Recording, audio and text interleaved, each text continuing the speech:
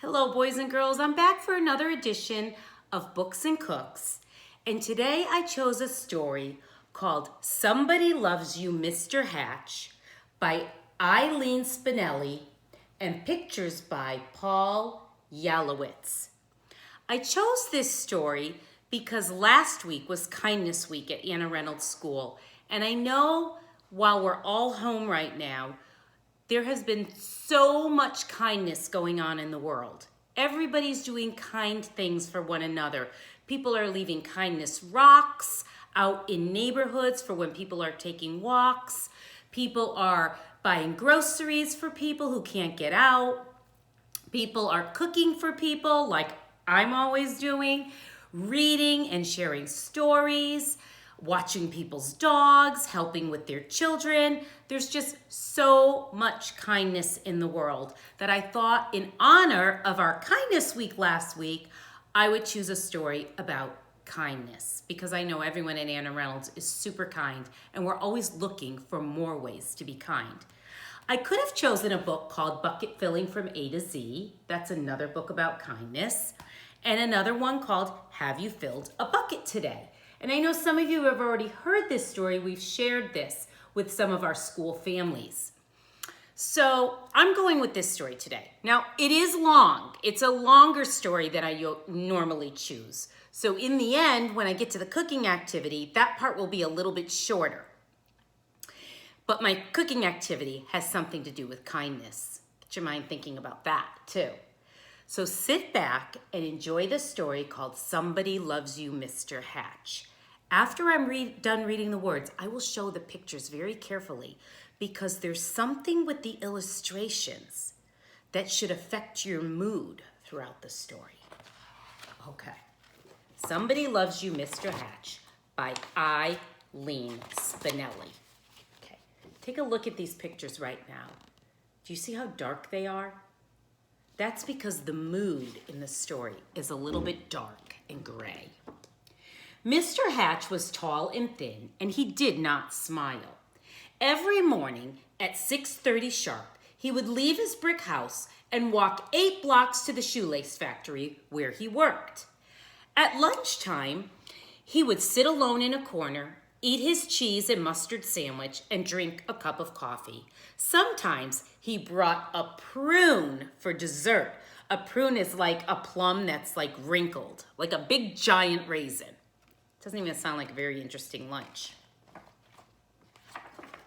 Oh, sorry.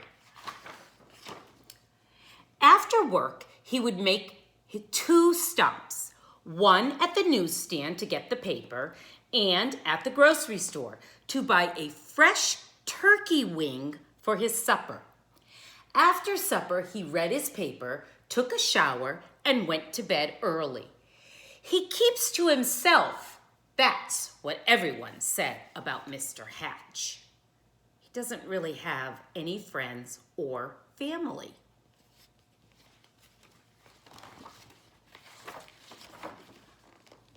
One Saturday, when Mr. Hatch stepped onto the porch with his dustpan and broom, he got a surprise. A package wrapped in brown paper. He had never spoken to the postman before. "Thank you, Mr. Goober," he said. Mr. Goober smiled. "You're welcome. I always enjoy delivering packages." Mr. Hatch tore the brown paper off, and inside was a white box, which he opened to find another box. This one was heart-shaped, all satiny red with a pink bow on top. It was filled with candy. Something fluttered to the porch floor. It was a little white card.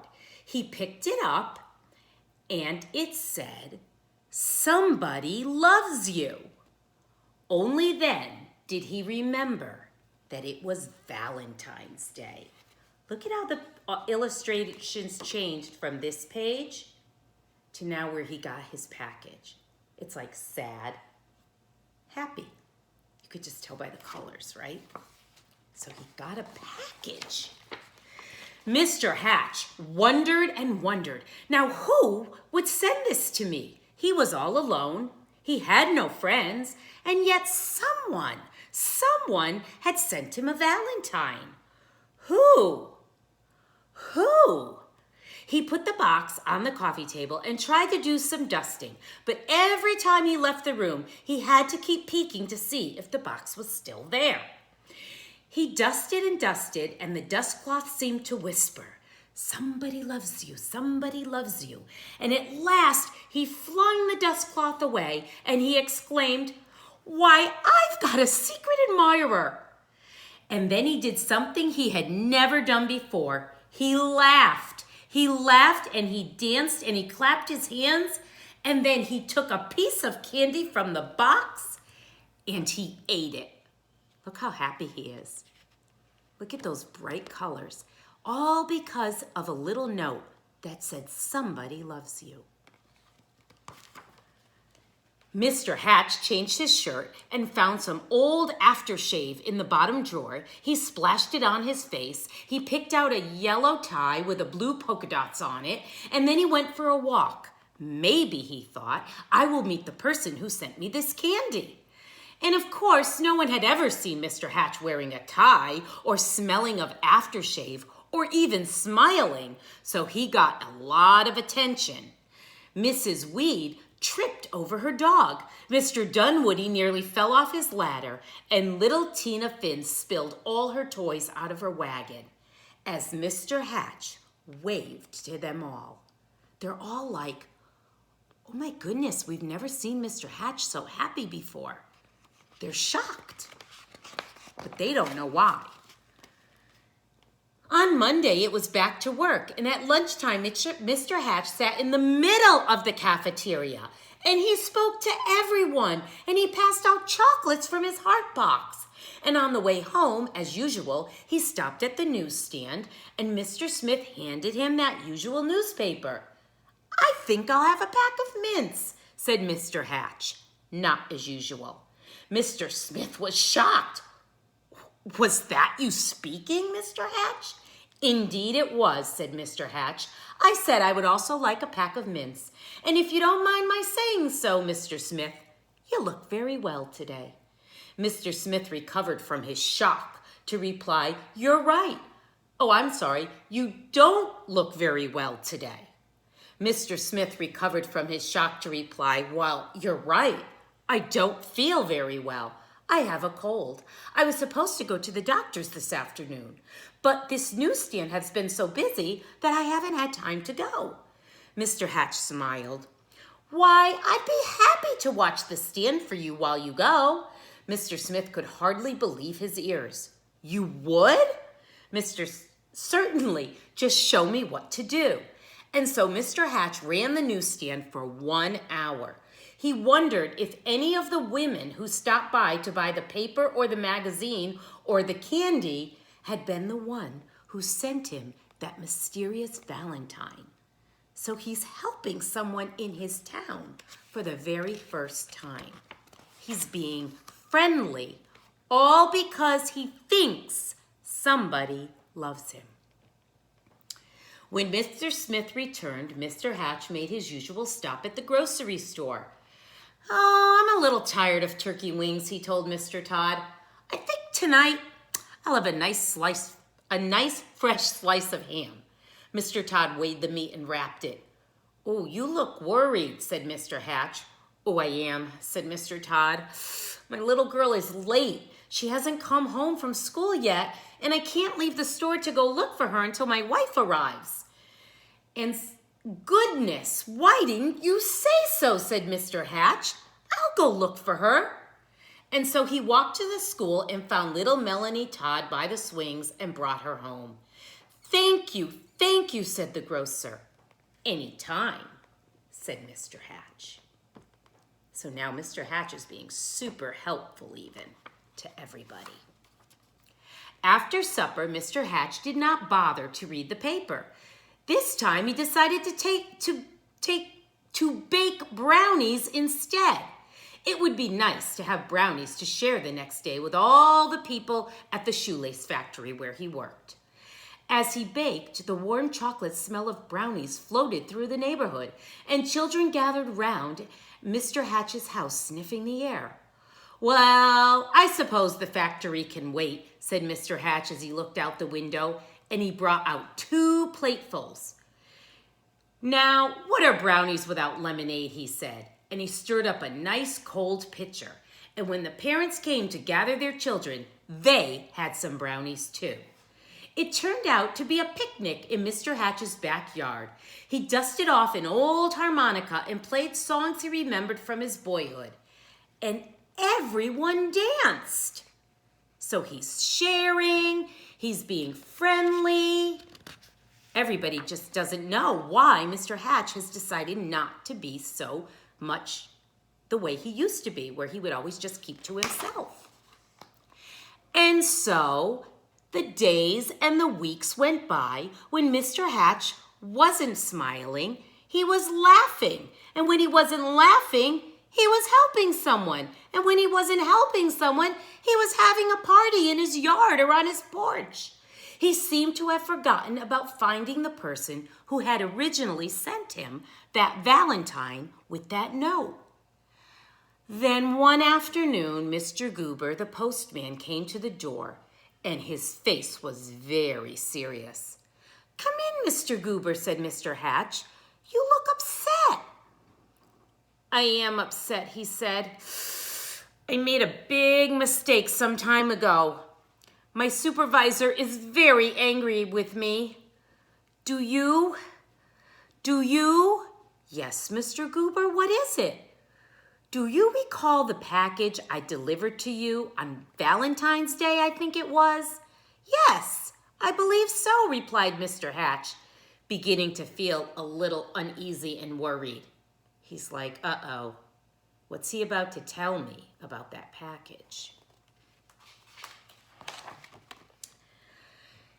"I don't suppose you still have it," said Mr. Goober sadly. "As a matter of fact," said Mr. Hatch, "I still have the box. The candy's all gone, though. Why do you ask?" The postman took a deep breath. "I'm afraid I delivered to the wrong address. I was supposed to bring that to another house." Mr. Hatch recalled tearing off the brown paper. It had never occurred to him to look at the address to see if the package had really belonged to him in the first place. He fetched the heart-shaped box and the pink bow and gave it back to the postman. "I do hope your supervisor won't be too angry with you now." The postman was heading down the sidewalk when Mr. Hatch called from his porch, "Oh, Mr. Goober, I forgot something." He gave the postman that little white card that said, "Somebody loves you." Do you think when I turn this page, the colors are going to start to fade again because Mr. Hatch might be getting sad again, thinking that maybe he doesn't have a friend after all? Look at that. Let's see. Look at that. Look at that. Looks a little darker to me. Alone in his living room, Mr. Hatch sighed. Nobody loved me after all. Then he read the paper, he took his shower, and he went back to bed early. The next morning at 6:30 sharp, when he left his brick home, he walked 8 blocks to the shoelace factory, and at lunchtime, he sat in the corner by himself. He ate his cheese and mustard sandwich, and he drank his coffee. All because he thinks that package wasn't for him, so now he feels unloved again. And he's decided not to be kind and not to have friends. Think about that. Oh my goodness, pictures are getting dark again. After work, he stopped at the newsstand for his paper, but this time he did not speak to Mr. Smith. And when he ordered his turkey wing for Mr. Todd, he did not smile. Nor did he pat little Melanie Todd on the head, or bake any brownies, or have any picnics, or parties, or even play his harmonica for anybody. I bet you the people in the town are wondering why. Everyone whispered, "What's wrong with Mr. Hatch?" Mr. Goober, the postman, told them what happened and how he had to take the package back. "But we love Mr. Hatch," insisted Mr. and Mrs. Dumwoody. He gave us flowers for our garden, and he helped me fix our back fence. And Mrs. Weed nodded. I love him too. He saved his bones for my dog Ruffy, and Ruffy barked. She loved Mr. Hatch too. And Mr. Smith told everyone how Mr. Hatch had watched his newsstand so he could go to the doctor. And Mr. Todd told everyone how Mr. Hatch had found his little girl. And all the children in the neighborhood remembered Mr. Hatch's wonderful brownies and lemonade. And most of all, his laughter and his kindness. Poor Mr. Hatch, they said. What can we do to make him feel better? Then Mr. Goober announced, I have an idea. And these are pictures of all the people remembering all the wonderful things Mr. Hatch had done for them. And then there's Mr. Goober with that light bulb above his head. He's got an idea. What do you think it is? How's he gonna get Mr. Look at this, look at this. Look at the colors, ready? Back to happy. On Saturday morning, Mr. Hatch woke up to a bright and sunny day. He put on his old overalls and went out to his porch with his dustpan and broom, where he couldn't believe his eyes. All over the porch were red and white hearts and pink bows. And there were boxes of candy on chairs and yellow streamers flowing from the ceiling. And sticking up out of the mailbox was a shining silver harmonica. The front yard was filled with people, happily smiling, and they were holding up a huge sign with hand-painted letters that read, Everybody loves Mr. Hatch. Look at that. Look at that. The whole town has said, we are going to show him how much we love him. Mr. Hatch dabbed, which means wiped, a little tear with his handkerchief. I do believe, he sniffed, somebody does love me after all. And then he smiled, and then he laughed, and then he hurried off his porch to be with all of his friends. Isn't that a wonderful story?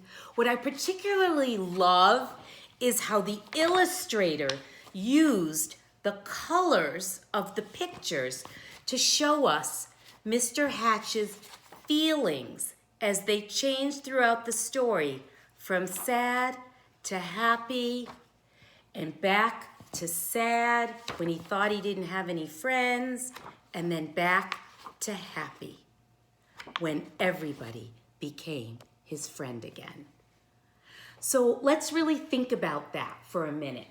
What that makes me think about is how kind words that you can say to somebody, or just by sharing maybe your lunch table with somebody, could make them feel loved. You ever be in school when you see someone playing alone at recess or sitting alone at a lunch table?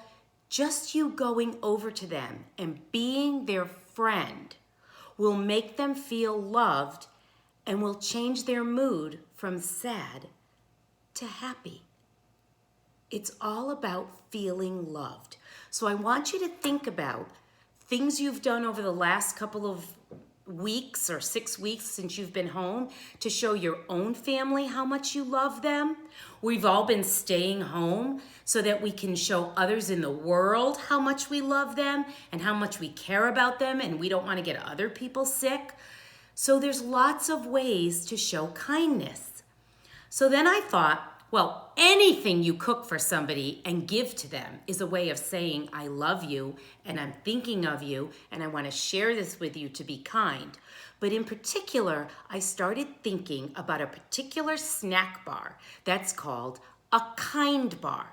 I don't know if you've ever seen those. It's like a granola bar, and it's made with nuts and honey. And the actual wrapper, I don't have one with me though, says Kind Bar on it.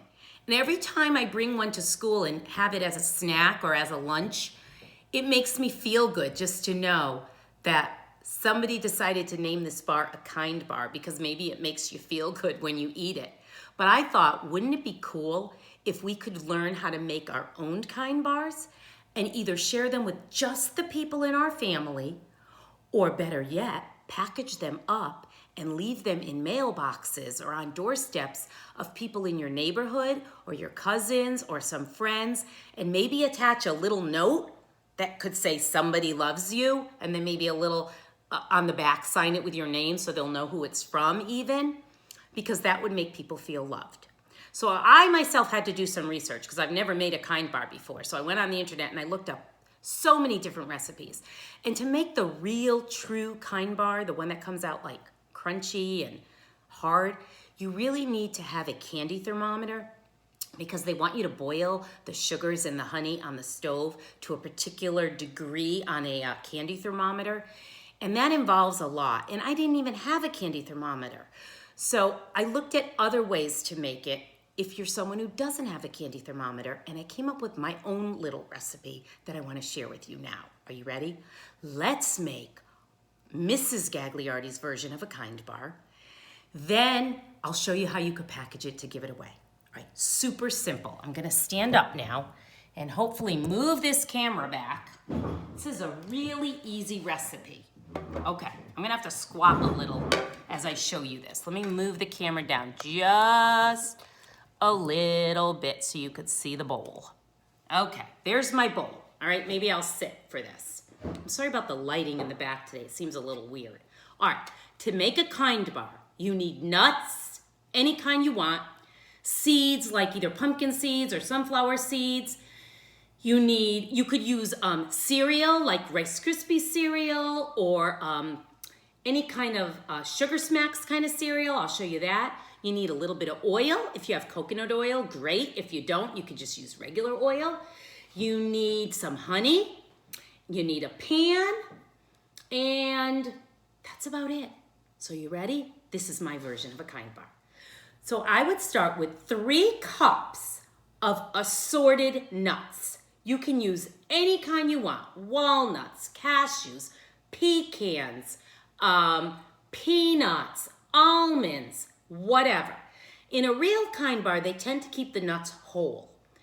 I always like to take my nuts and to make them into small pieces. First of all, it's easier to eat. Second of all, you use less nuts, so it's less expensive, and it's less calories. So that's for 3 reasons that I'm gonna take the same 3 cups of nuts, but I'm gonna smash them up into little pieces. So the first one I didn't even have to smash because I bought those slivered almond pieces at Odd Job. I think we used these for something else when we were making the chocolate covered bananas before. So this is 1 cup of just chopped up almonds, okay? So, and a few sunflower seeds. There's 1 cup. So there, I've got 1. Now I need 2 more cups of nuts. So then I decided to just take assorted nuts. I have a combination of walnuts, cashews, pecans, and peanuts in here. And then I took this, I put them in a baggie, I put 2 cups in, and then I just took my rolling pin, because I don't have a fancy nut chopper, I don't need that. And I just put them in a nice baggie that's nice and sturdy, and I lightly hit it so that I broke up the nuts from whole pieces into just more like smaller pieces. I don't know if you could see that. Let me see if I touch the screen, if it helps at all. There it goes. Okay? Smaller pieces. So there's 2 cups. So I'm gonna just dump those in the bowl. Here we go. So 3 cups of assorted nuts, any kind you want. All right? Next, you want to add in 2 cups of some kind of Rice Krispie cereal. So I went into my cabinet and I had this one. And it's funny because this one comes with little mini marshmallows in it. I didn't even know that until I opened it. And I took out 1 cup of Rice Krispie cereal. And this one has little mini marshmallows in it, so I think that's gonna make my kind bar even more special, all right?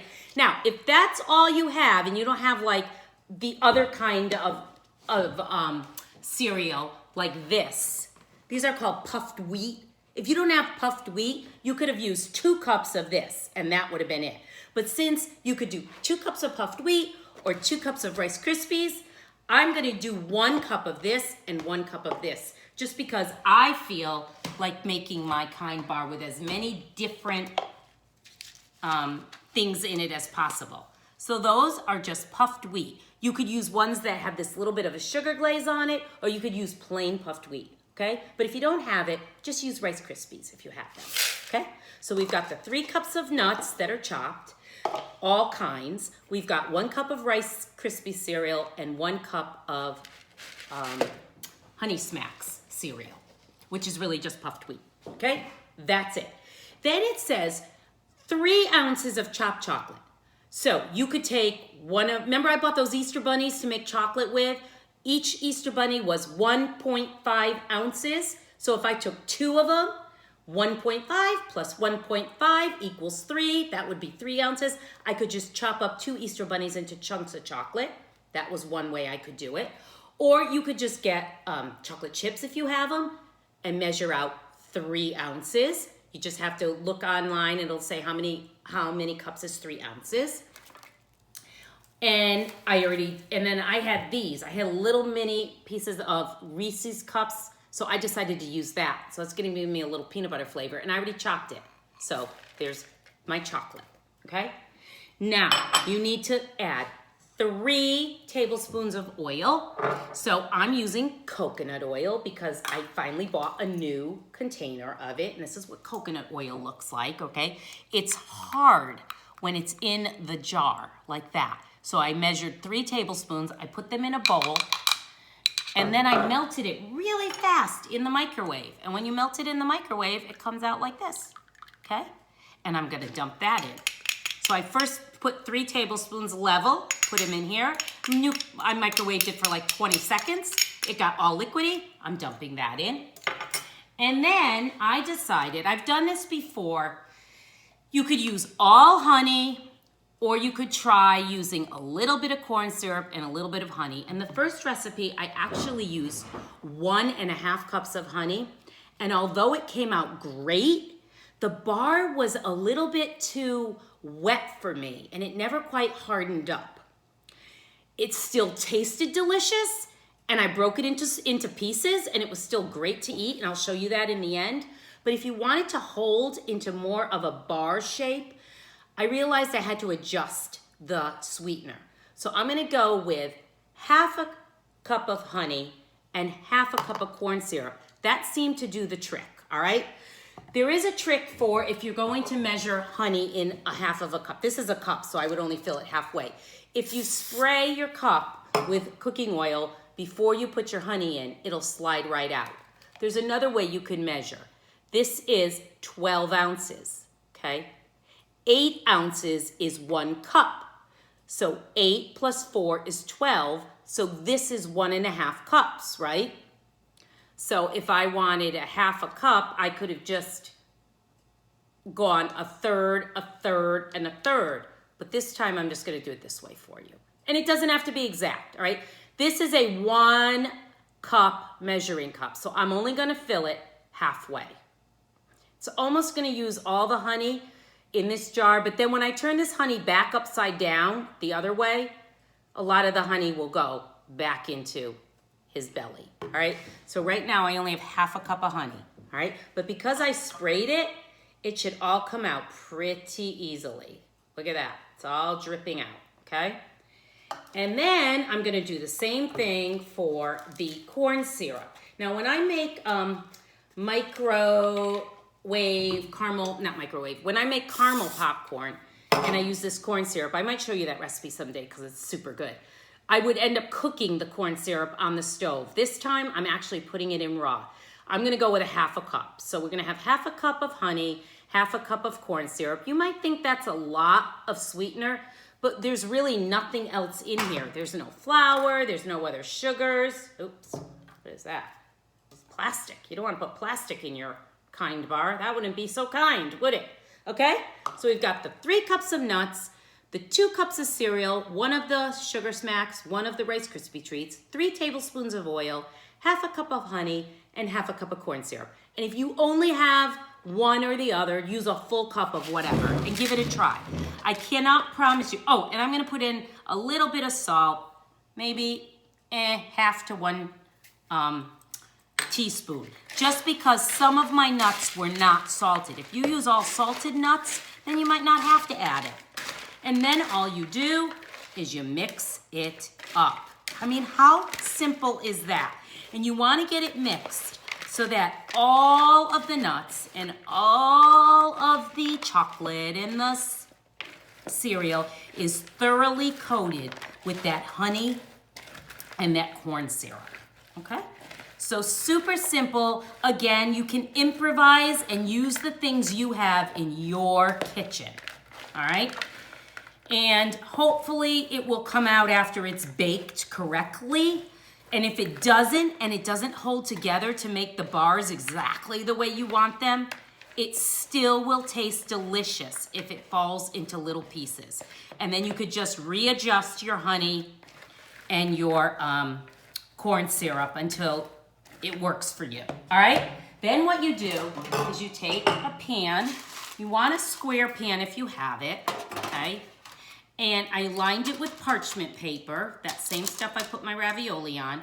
And I even sprayed the parchment paper because I want this to come out super, super easy. You just dump the whole thing in, use your spatula, and scrape it all out. You can use pumpkin seeds and sunflower seeds. Like, that's the thing. You make your 3 cups of nuts any way you want, okay? Any mixture that you happen to have in your house. But when you're out in the store, look for the ones that are already chopped up, because sometimes those are the ones that are on sale. But if they're not, get the whole ones and just chop them yourself. Use a can of tomatoes or something if you don't have a rolling pin like I did. Let me move this for you so you can actually see what I'm doing. Do you see how I'm spreading this into one thin layer? Doesn't that already kind of look like a kind bar? It looks like one to me anyway. All right, so then what you can do is you can either spray your hand with spray and press on it, or you could just take a piece of wax paper and, let's see if I do it this way, if you could see, and just press on it so that you really press all of the nuts and cereal together. You really don't want any holes, okay? Press it, press it, press it all together. And then if you want, and you really want those really crisp, straight lines on the edges, make sure you press it all down good, okay? You could take a knife if you want, or your edge of your spatula, and you could like really just go into the edge and make it like super straight. If you're someone like me who wants everything to always look perfect, being the perfectionist that I am, look at that. Oh, it looks so good. All right, I'm gonna turn it up to the camera now. Look at that. That's it. That's my kind bar. Then you're gonna bake it in a 325-degree oven for about 20 minutes. Kind of watch it. You don't want it to get super brown, so keep your eye on it. You might see the honey bubbling just a little bit. Take it out, let it cool. Totally let it cool. And then you take a knife or a pastry cutter after it's starting to cool, and you just score it down this way into quarters, and then each one into like 3 or 4 pieces. You make the bars as big or as small as you want to. And when it's completely cooled, you remove it out of the pan, you break the bars apart. You can then drizzle them. Like, remember we always use that, you could use dark chocolate or you could use white chocolate. And then you would take your little chocolate and you would drizzle it. Let me show you ones that are already done. Okay, so pretend I'm putting this in that 325-degree oven. And look what happens when it comes out. Look at this. Does that look amazing? Here's what it looks like. This one, it actually held together. Look at that. It's not really hard though. It's still like pretty bendable. See that? Okay. And here's another one. The first batch I made, I used a little more honey in it, so it's a little lighter, but look it really didn't hold together very well. Look, it bends. It's like not even hard. This one that I used the corn syrup, it's a little bit harder. And then I drizzled on the top, okay? So what happened with that first batch that I made, and I cut it and I took the bars and then they all started falling apart and I was like, oh no, it didn't work. Do you think I actually threw that in the garbage? No way. I tasted it. It tasted amazing. So I said, I'm gonna make Kind Bar Bites. And I just broke the bars into little pieces like this. And let me tell you something. I almost like this better because now every morning, right when I have my coffee, around 10 o'clock, I feel like having a little sweet snack. Instead of eating an entire bar, I just grab like 2 little pieces and I bring my coffee by my computer and I teach my kids and I have a few little snacks like that. So if it falls apart and it doesn't hold into the bar perfectly, no worries. Turn them into Kind Bar Bites. And you can still drizzle the white chocolate. It just makes it look prettier, or the dark chocolate, whatever you have. All right, now let me show you what you could do. So if it does form a bar, you can put it in one of, they sell these snack bags. I'm sure you have them at your house. Put 1 bar in a snack bag. Put a little note on it. You could write somebody loves you, maybe the little ribbon. And then on the back, you can maybe, if it's for your cousin or your best friend next door or whatever, write a little note to them, thinking of you, miss you a lot, can't wait to play with you again, whatever. You're my best friend. And then tuck it in their mailbox or tuck it or leave it on their front steps or something like that. And it's your kind bar and you're showing someone kindness in your own way. Now, look what I could do with the bites. So Mrs. Gagliardi is always out at the dollar store. Whenever I'm there, I find these funky containers and I say, oh, let me get a couple of these in case I want to give some fun food away. So this one opens like this. And sometimes I'll make smaller cookies. I usually make big ones, but sometimes I make smaller cookies. Or if I make Oreos or something, chocolate-covered Oreos, they stack nicely in a container like this. And I put a little plastic bag inside, and then you could fill it with anything you want. And I'm telling you, this is the perfect container to put the bites in, right? I could just layer all these bites in here and be like, oh, this is a fun way to give a snack. Now I'm actually giving it to a whole family, right? And I can layer it in really good. And then I close it up. And I always put a funky ribbon on the top because to me, gosh, doesn't that look exciting? And then I could do the same thing. I could get my ribbon. I could make a card, a little note. I could attach it. And then someone would find this on their front steps or in their mailbox and they would be so surprised. And they will feel so loved and they will feel so special. And then they'll open it up and they'll be like, oh, and then they'll taste it. I have to have this. It's so good. It's so good. And you could store these in your refrigerator or in your freezer. They last forever. And they almost get better as the days go on. They get a little bit chewier. And now you have a whole bunch of Kind Bar Bites. What do you think? Another way of showing kindness. You might even leave a kindness rock with it if you're someone who's a good painter and you leave a little kindness rocks. I challenge you. We're going to be home for another month at least. Show kindness. You can show it to people in your family. You can show it to your friends. You can show it to your neighbors. Show it to yourself. Make yourself some kind bars. Use anything you want. If you don't have all the nuts I have, use the nuts you have. Give it a try. Go back and, see the things I used and see if you can make somebody else feel really loved, just like Mr. Hatch. I love all of you so much. I so miss you.